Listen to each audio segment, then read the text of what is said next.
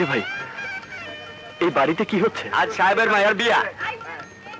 সাহেবের মেয়ের বিয়ে? মানে ইভার বিয়ে? আরে এই কাজী সাহেব এখন আসেনি? আরে যা যা জলদি খবর যাচ্ছি। কোনো অসুবিধা হলে বলবে না।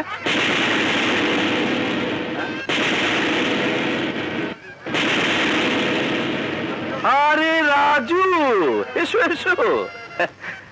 যদিও আমার মেয়ের বিয়েতে গরিব মানুষদের দাওয়াত দেওয়া হয়নি, তবু তুমি এসেছো, আমি খুব খুশি হয়েছি। যেহেতু তুমি এবার ক্লাস ফ্রেন্ড। তবে এই পোশাকটা না পরে আসলো পারতে, বিয়ে বলে কথা, সোসাইটির গণ্যমান্য লোকরা এখানে আসবে। ছি ছি ছি ছি, কি পোশাক পরে এসেছো তুমি? দেখ, যার যা রুচি সে তো সেটাই পড়বে। এই এই বেয়ারা, ওকে একটু তোদের পাশে বসে। আমি বসতে আসিনি, আমি ইভার সাথে দেখা করতে এসেছি। ও বাবা, ইভার সাথে তো এখন তোমার দেখা হবে না, কারণ ইভা এখন বিয়ের সাজে ব্যস্ত। একটু পরেই আমেরিকায় ফেরত ওর হবু জামাই আসবে।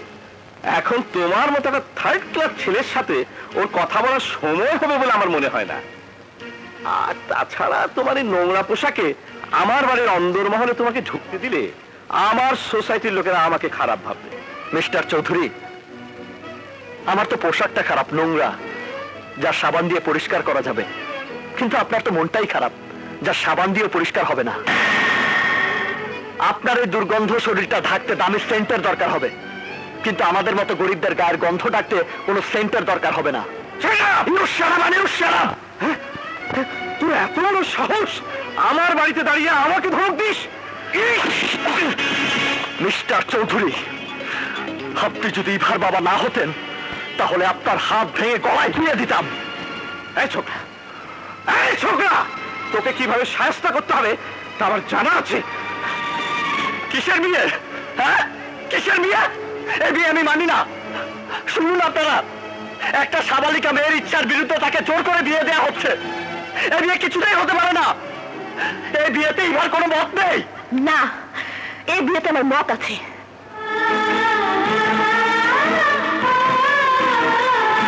ইভা, তুমি আমাকে ভালোবাসো? তোমাকে ভালোবাসি? শোনো মিস্টার, ভালোবাসা এত সস্তা নয় যে তোমার মতো একটা রাস্তার ছেলেকে আমাকে ভালোবাসতে হবে। ইভা, চুপ, একদম চুপ। তোমার মতো একটা চরিত্রহীন লম্পট ছেলেকে কেউ কোনোদিন ভালোবাসতে পারে না, আর আমিও বাসি না।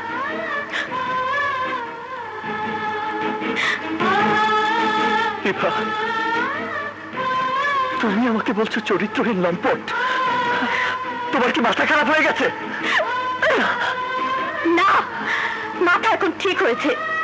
এতদিন আমার মাথা খারাপ ছিল, তাই বুঝিনি আকাশের চাঁদের সাথে মাটির কোনো মিল হতে পারে না। আর শুনে রাখো, আমার নিজের ইচ্ছাতেই আকাশের সাথে আমার বিয়ে হচ্ছে। আশা করি তুমি বুঝতে পেরেছো। এবার যেতে পারো।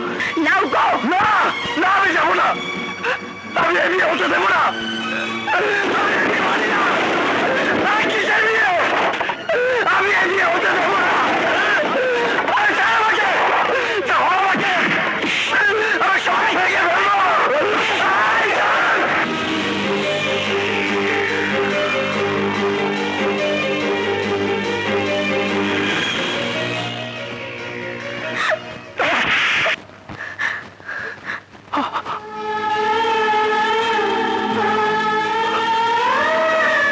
তোমার এত বড় সাহস, তুমি আমার বাবার গায়ে হাত দিয়েছো?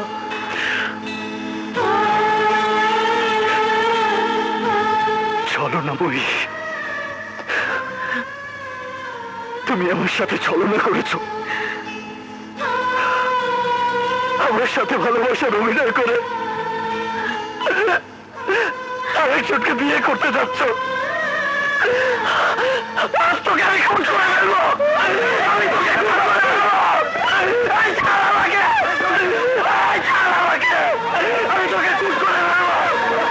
আমার জীবন তুই নষ্ট করে দিয়েছিস। আমি তোকে খুন করে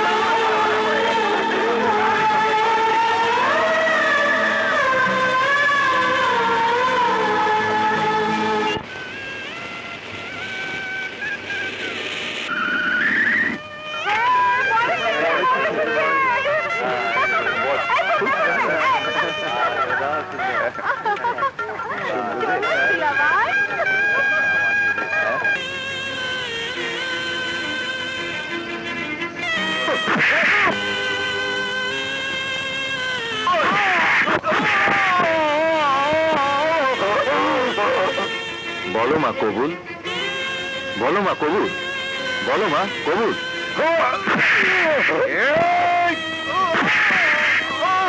বলো মা কবুল, বলো মা কবুল।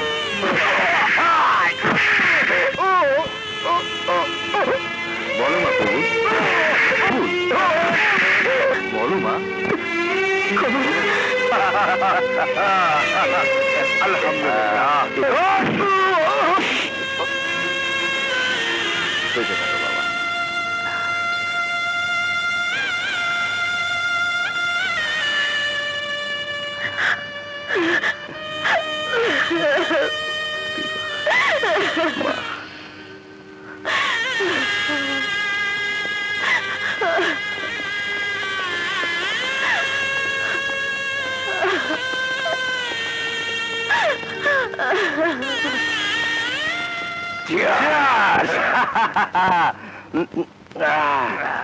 চাইলাম জল, পাইলাম শরবত।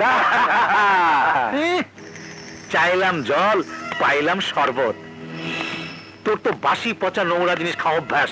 দেখ, আমি তো ভালো জিনিস খেতে চেয়েছিলাম, তুমি তো আমাকে নিষেধ করলে। কেন নিষেধ করেছি সেটা তুই জানিস না। হাসান চৌধুরী আর সাদেক আলীর সাথে আমার অনেক দিনের বিজনেস। এমনিতেই তোর বিয়ের প্রস্তাব দিতে গিয়ে হাসান চৌধুরী আমাকে অপমান করে বের করে দিয়েছে। সেই আগে মেয়ের বিয়েতে পর্যন্ত আমাকে দাওয়াত দেয়নি। আমার বুকেও কম জ্বালা নয়, আর সেই জ্বালা দাও দাও করে চলছে আমার বুকে।